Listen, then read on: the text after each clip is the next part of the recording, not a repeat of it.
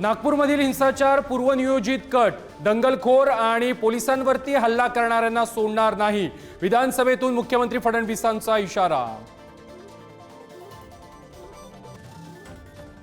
मुख्यमंत्री फडणवीसांची तुलना औरंग्याशी करणे देशद्रोह, माफी मागा अन्यथा खटला टाकू, काँग्रेस प्रदेशाध्यक्ष हर्षवर्धन सकपाळांना उपमुख्यमंत्री शिंदेंचा इशारा।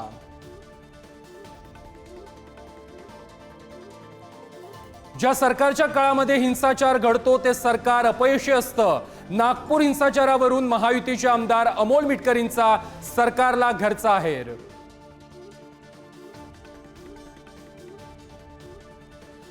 नागपूरमधील हिंसाचाराच्या अधिवेशनात पडसाद, विधानभवनाच्या पायऱ्यावरती सत्ताधारी आणि विरोधक आमने सामने, दोन्ही बाजूच्या आमदारांची जोरदार घोषणाबाजी।